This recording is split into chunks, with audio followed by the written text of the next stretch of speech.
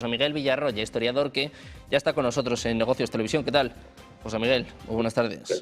Muy buenas tardes, Sergio. Un placer, como siempre.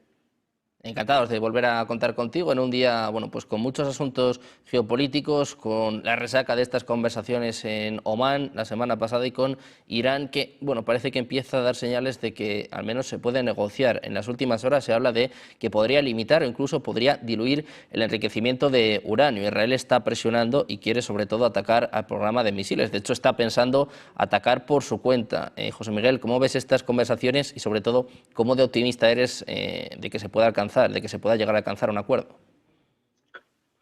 Bueno, ya dijimos aquí la semana pasada que el acuerdo entre Estados Unidos e Irán era plausible, ¿no? Era probable, porque al final Estados Unidos lo único que estaba hablando era el tema del enriquecimiento de uranio, algo a lo que Irán ya había mostrado su disposición, al menos a mantener conversaciones, ¿no? Y que se podría llegar a un acuerdo, según fuentes iraníes.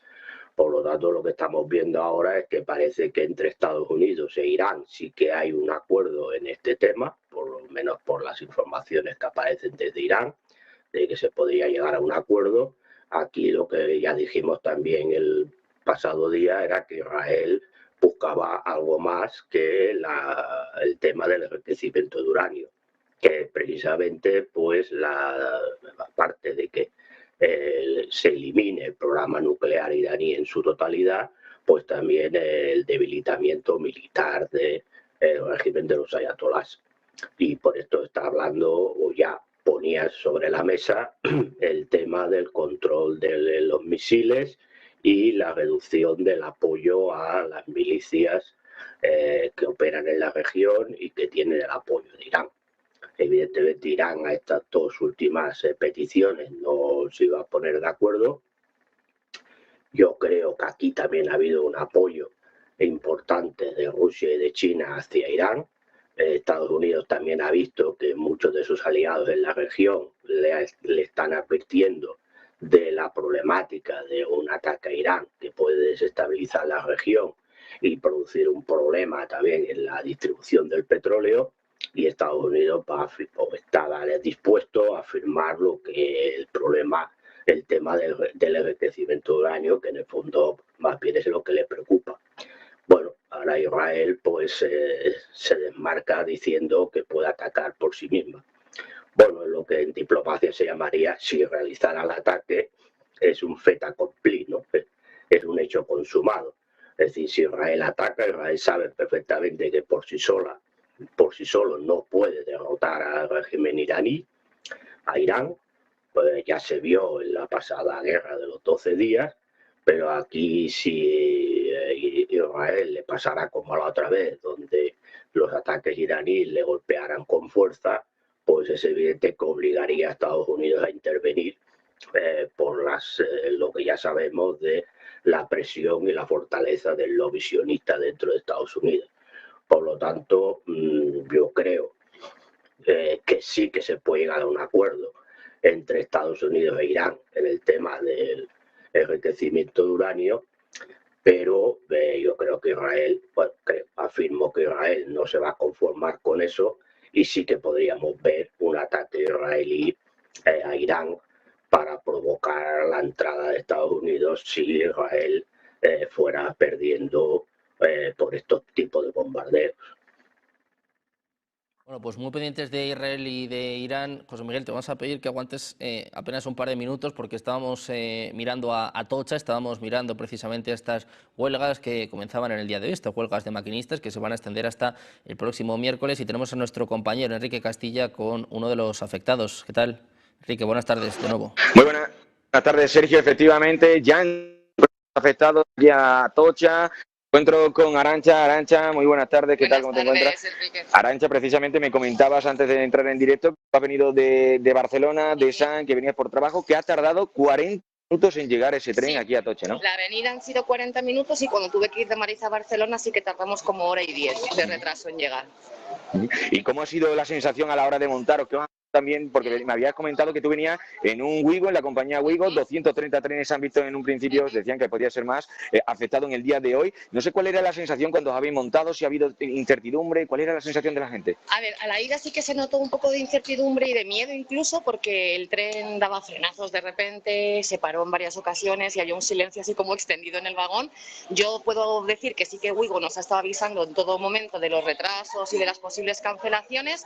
Yo no sabía que la huelga empezaba hoy porque estaba en Albania, me enteré justo esta mañana, pero nos mandaron un correo diciendo que nuestro tren salió en tiempo, pero hemos tardado en llegar como 50 minutos más en el retraso. La gente en el Wigo, en este caso, no iba como, o sea, no había mucha queja porque sí que la compañía en todo momento nos ha estado avisando.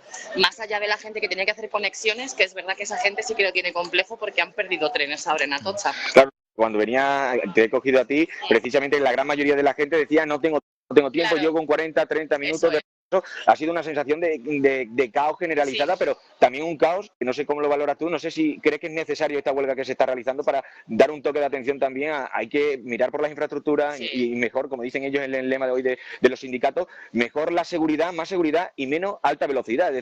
Yo estoy de acuerdo totalmente, sobre todo porque después de lo ocurrido en Adamuz, es verdad que el ambiente en el tren a la ida a Barcelona era bastante complicado, había mucha gente nerviosa.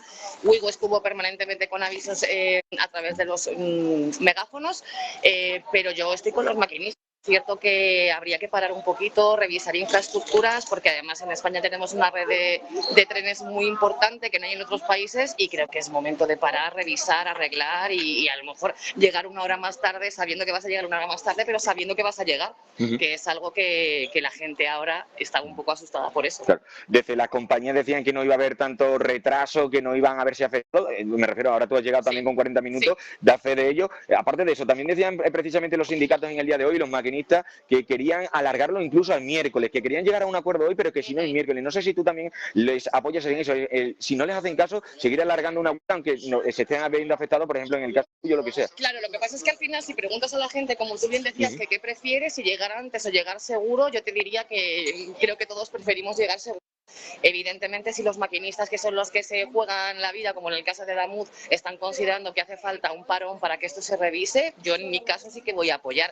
Ahora, si avisan bien y con tiempo, uno puede hacerse los horarios y hacer el apaño. La otra cosa sería que no se avisara o que fuera una huelga de estas encubiertas, pero en este caso están siendo súper transparentes. Pues perfecto, nos quedamos con esas declaraciones. Mil gracias, Arantxa, por tu tiempo. Sergio, pues nada, devolvemos la allí a Negocio Televisión. Como les digo, bastante calma tensa había minutos antes de que llegara estas personas del Wigo, de su tren de alta velocidad, donde nos están contando, como es el caso de Arantxa, no, pues ese retraso de 40 minutos llegar aquí a esta estación de Atocha. No, pues vamos a estar pendientes de lo que dicen los sindicatos, vamos a estar pendientes de lo que dicen los maquinistas, y si se llega a un acuerdo con el Ministerio de Transporte, con el ministro, en este caso Óscar Puente, que de hoy se querían reunir, vamos a ver si se llega a un acuerdo y se pone una solución por el bien de todos.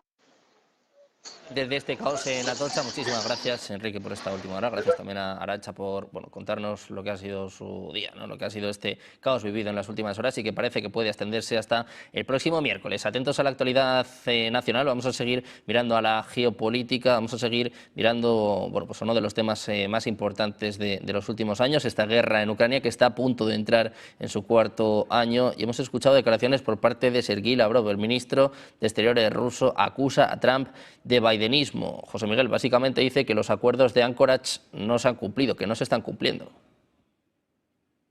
Bueno, eso ya también es algo que también dijimos aquí, ¿no? Es decir, una cosa es lo que pacta Trump con Putin, o la administración Trump con Putin, y luego hay la parte del establishment norteamericano que ya empieza a tener importancia y fuerza dentro del propio gobierno de Donald Trump, que boicotea todos esos acuerdos. Nada nuevo bajo el sol, lo llevamos diciendo desde hace tiempo. Los acuerdos de Anchorage no se han cumplido y todo lo que se está negociando ahora pues en Abu Dhabi pues tampoco sirve para mucho, ¿no? Es decir, se le sigue diciendo a Ucrania que resista porque se le va a apoyar, por lo tanto Ucrania se mantiene en sus posturas maximalistas.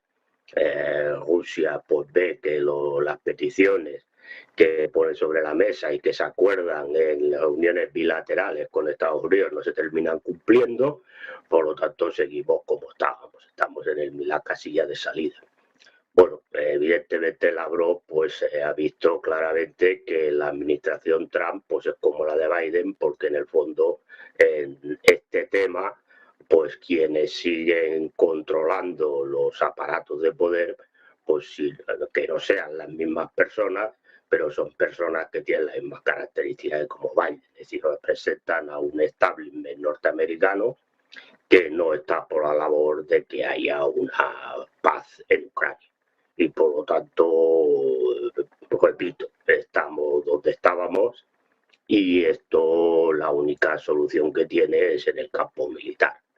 Así de claro, yo llevo ya mucho tiempo diciéndolo y cada día que pasa pues se va reafirmando mi opinión, porque no hay posibilidad alguna de llegar a un acuerdo diplomático, porque lo que se acuerda pues luego no se cumple. Por lo tanto, es decir, estamos en el cuarto año y seguiremos en el quinto y en el sexto si esto se va alargando, porque no hay disposición por parte de quien está apoyando más a Ucrania, que es la administración norteamericana, en cerrar este conflicto. Bueno, pues un Donald Trump que bueno, tiene mucho trabajo por hacer, ¿no? Sobre todo en lo que concierne a la guerra en Ucrania, que va a ser uno de los temas fundamentales de aquí a noviembre, donde se la va a jugar en estas elecciones de midterm, y en un momento en el que uno de sus principales enemigos ha sido y va a seguir siendo China. Hoy tenemos noticia importante, la agencia Bloomberg habla bueno, de un poco el contraataque, la jugada que tiene planeada China, sobre todo pidiendo a los grandes bancos que dejen de comprar, que bueno, básicamente se deshagan de los bonos del Tesoro de Estados Unidos. Decía yo antes que es un golpe donde más le duele a Donald Trump, ¿no? Un golpe a la economía. ¿Cómo valoras esta jugada por parte de China y sobre todo cómo crees que va a responder Donald Trump? Si crees que esto bueno, nos va a devolver a la guerra comercial de hace apenas unos meses. El campo está claro que China tiene armas, no hablo ahora aquí de armas militares, sino armas económicas para golpear donde más le duele a Donald Trump, que es en la economía. Por cierto, una economía que no marcha muy bien porque se conocían los datos del paro y no son muy halagüeños. La inflación también sigue disparada. Por lo tanto, eso afecta al bolsillo de los estadounidenses, muchos de ellos, la gran mayoría de ellos, también a los que le votaron, ¿no? Por lo tanto, esto sí que es un golpe en la línea de flotación del proyecto de Trump, ¿no? Vender los bonos significa que el dólar pues, va a ir perdiendo fuerza y la deuda americana ya no es valor refugio ante estas situaciones de volatilidad en las que vivimos. La respuesta, a ver, yo no soy economista, vosotros tenéis ahí especialistas en economía mejores que yo, pero entiendo que la respuesta comercial o la guerra comercial tampoco le va a solucionar el problema, porque ya vimos cuando puso aquellos aranceles, algunos al 150% a productos chinos, que quien más sufrió esos aranceles fue la propia industria norteamericana, algunas de ellas básicas como la farmacéutica o la armamentística, o incluso de las propias tecnológicas, que ya avisaron a Donald Trump que bajara los aranceles porque si no tenían que cerrar las factorías. Es decir, que por lo tanto una respuesta comercial o una guerra comercial no parece que vaya a ser la solución a este ataque económico que le está realizando China. Por lo tanto, alguna manera tendrá que negociar o bien entrar ya en otras cosas, ¿no? Que aquí serían más problemáticas, ¿no? Sería entrar en un tema ya de militar, es decir, operaciones militares, aunque fueran guerras proxy, que debilitaran o pusieran en solfa a China, porque es evidente que en estos momentos económicamente China tiene la sartén por el mango, tanto en el tema de los bonos norteamericanos como en el tema de las tierras raras, como el tema de los microprocesadores, es decir, toda una serie de productos que son básicos para la industria norteamericana y que ya se vieron, porque no es que estemos inventando nada, eso ya lo vimos en la anterior guerra arancelaria, que quien más sufrió fue la industria norteamericana y no para nada. Es verdad que sí, que algo también influyó, tocó a la industria china, pero mucho menos que a la industria norteamericana. Por lo tanto, es una partida de respuesta económica que Trump no tiene nada que hacer, o en este caso Estados Unidos no tiene nada que hacer. Por lo tanto, la única posibilidad que tendría, si no quiere avenirse a una negociación con China, donde va a perder, porque tendrá que rebajar determinadas pretensiones, es buscar la solución a los problemas económicos de la guerra económica que le está planteando China en estos momentos, buscar la solución por otros medios, como decía Clausewitz, que sería una guerra. O bien una guerra directa contra China, cosa que yo veo bastante improbable, o si bien una guerra superpuesta o interpuesta, como es el caso de Ucrania con Rusia, con algún tipo, o jugar la carta Taiwán, o jugar otros tipos de guerras proxy que intentara perjudicar a China. Bueno, pues precisamente pendientes de China, me gustaría preguntarte también por Japón, con esta victoria de Sanae Takaichi, que bueno, ha arrasado literalmente en las urnas, y sobre todo, ¿cómo puede afectar precisamente a esto, ¿no? a su relación con China? Bueno, esta señora ha tenido un discurso bastante ultranacionalista, ¿no? En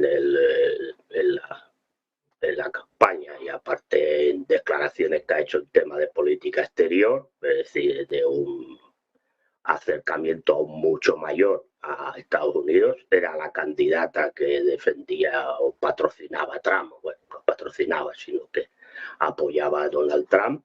Ha tenido un discurso de apoyo absoluto a Taiwán, e incluso ha dicho que si China realizara algún tipo de tema militar contra Taiwán, pues Japón le declararía la guerra.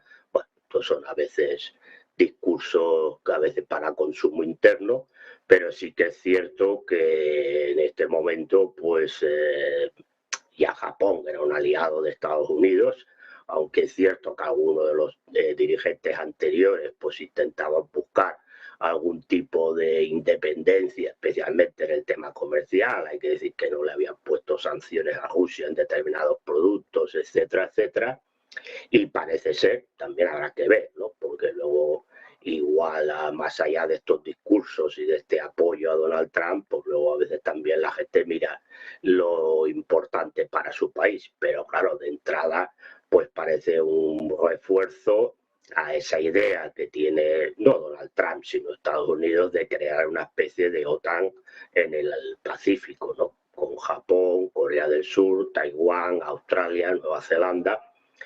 Bueno, vamos a ver cómo se desarrolla, pero vaya, yo creo que China en este caso ya tenía por descontado que iba a contar con la animadversidad de Japón, ganara quien ganara.